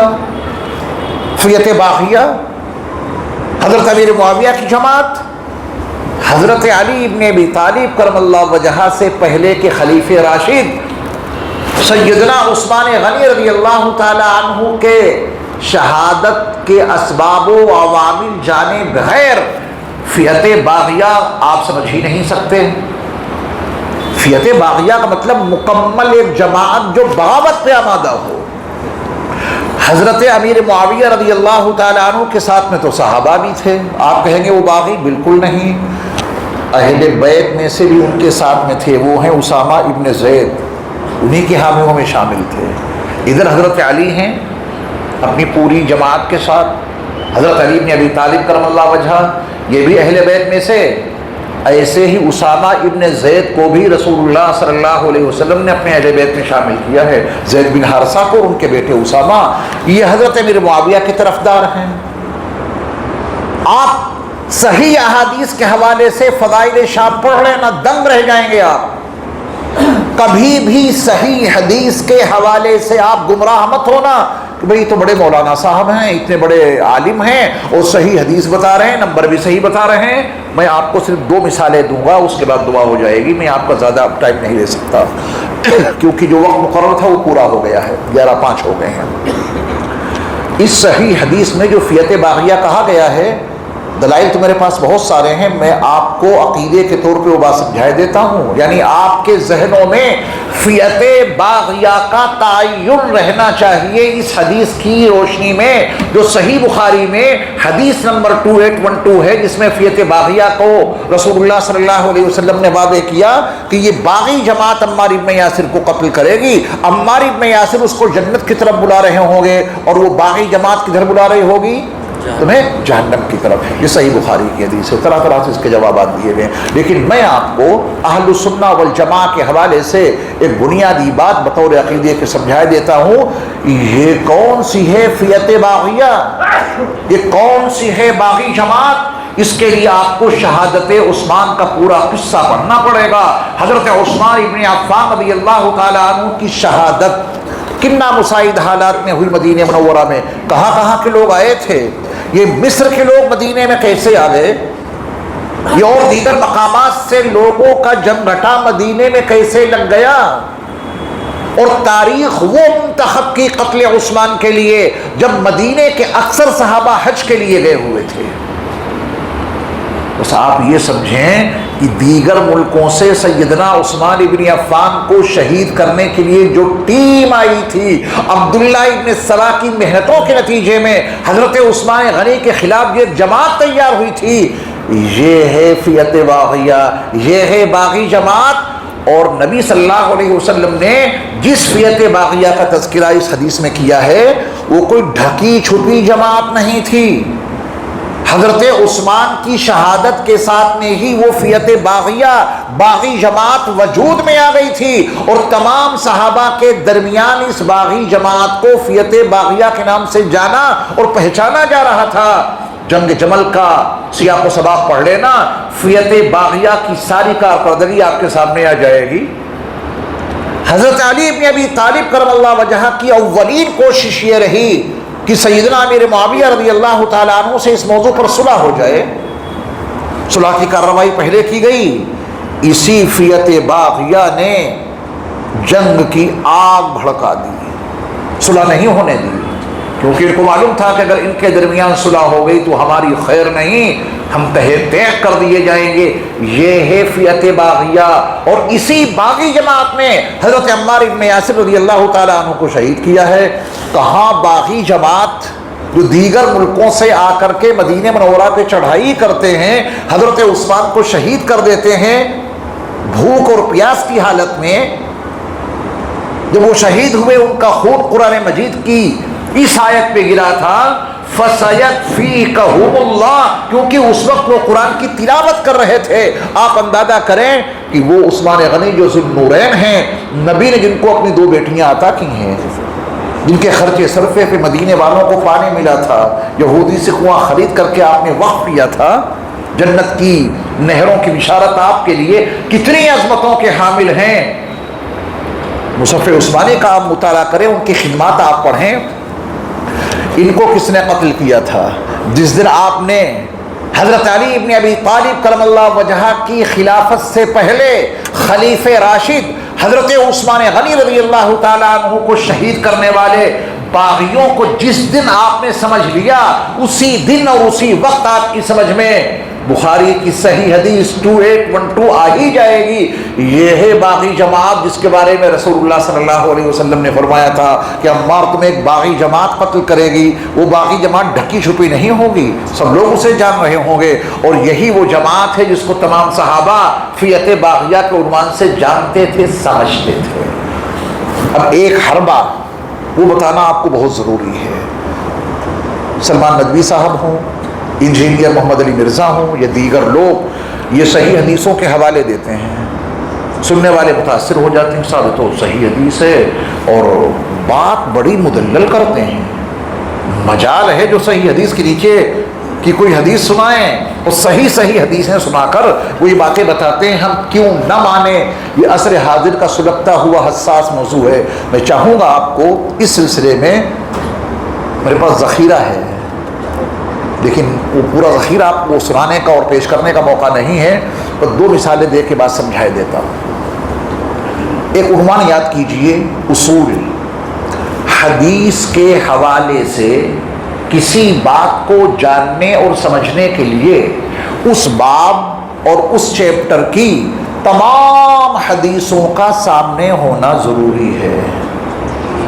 جہاں جہاں جتنی حدیثیں سب لاؤ، اگر آپ نے ایک حدیث کے سہارے سے کوئی مضمون بیان کر دیا، دوسری حدیث میں اس کی مخالفت موجود ہے، آپ کریں گے کیا؟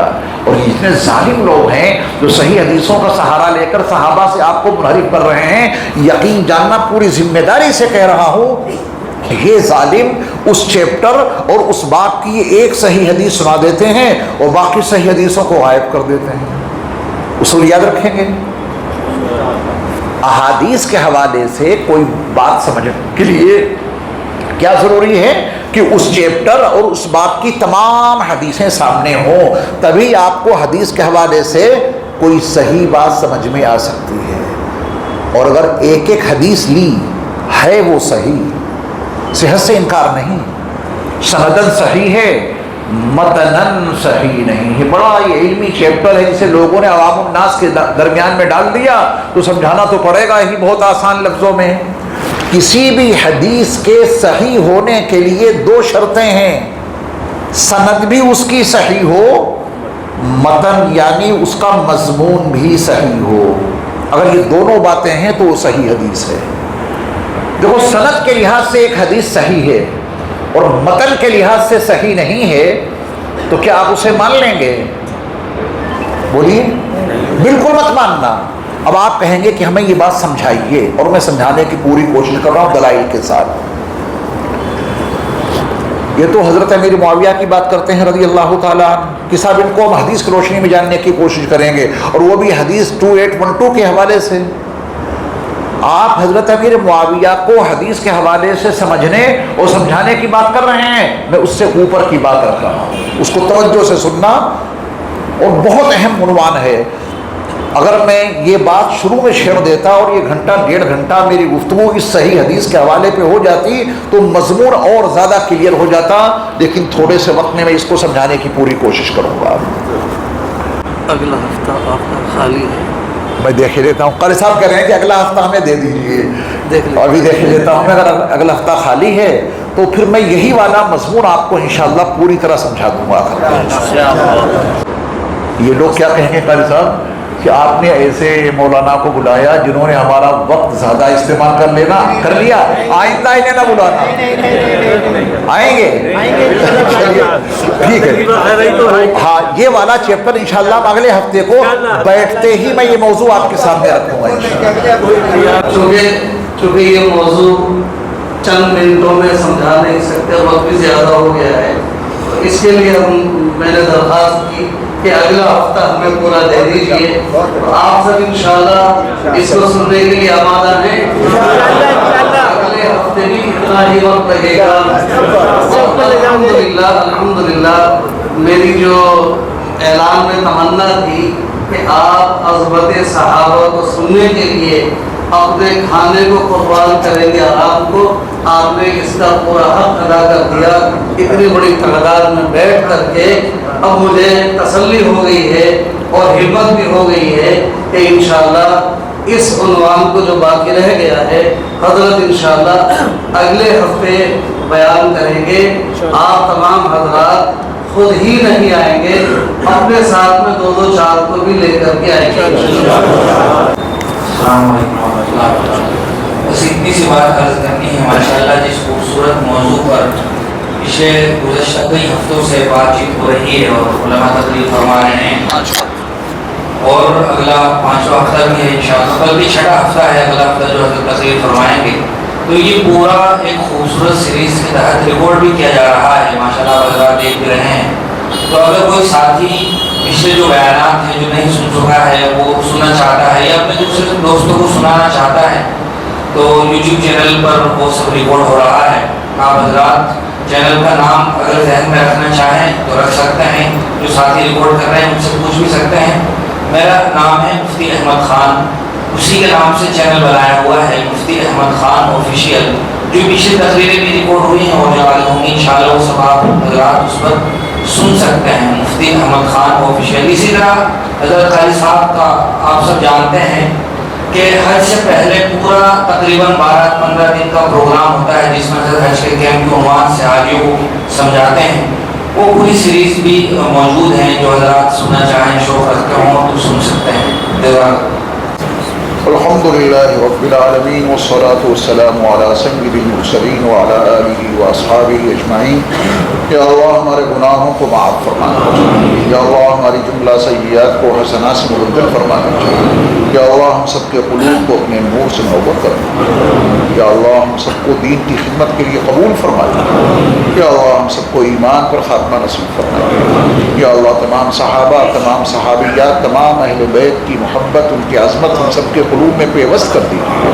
یا اللہ حضرت الحاج قاری محمد عارف صاحب دامت برکاتہم العالیہ نے عظمت صحابہ کے عنوان سے جو اجلاس منعقد کیے ہیں یا آئندہ منعقد کریں گے، یا اللہ حضرت قاری صاحب کی صحیح مشکور کو اور صحیح پیغم کو اپنی بارگاہ میں قبول فرمائیے۔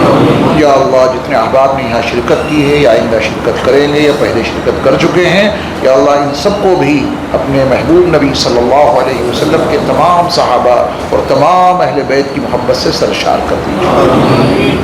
یا اللہ ہم سب کو ایمان پر اختتام نصیب فرمائیے۔ یا اللہ ہم سب کو اپنے دین کی خدمت کے لیے قبول فرما لیجیے۔ یا اللہ ہم سب کو اتحاد اور اتفاق کے ساتھ زندگی گزارنے کی توفیق عطا فرمائیے۔ اختلاف اور انتشار سے ہم سب کی حفاظت فرمائیے۔ یا اللہ ہر فتنے سے ہماری حفاظت فرمائیے۔ یا اللہ تمام مساجد، تمام مدارس، تمام مراکز اسلامیہ اور تمام خانقاہوں کی حفاظت فرمائیے۔ یا اللہ جن احباب نے ہم سے دعاؤں کے لیے کہا ہے یا لکھا ہے یا ان کا ہم پر حق ہے یا وہ ہم سے توقع رکھتے ہیں، میرے مولا ان کی تمام جائز مرادوں کو غیب سے پورا فرما دیجیے۔ یا اللہ جو کچھ مانگا ہے وہ بھی عطا فرمائیے، جو مانگنا چاہیے تھا اور نہیں مانگ سکے وہ بھی اپنے کرم سے ہم سب کو مرحمت کر دیجیے۔ وصلی اللہ تعالی علی خیر خلقہ محمد وآلہ واصحابہ اجمعین برحمتہ۔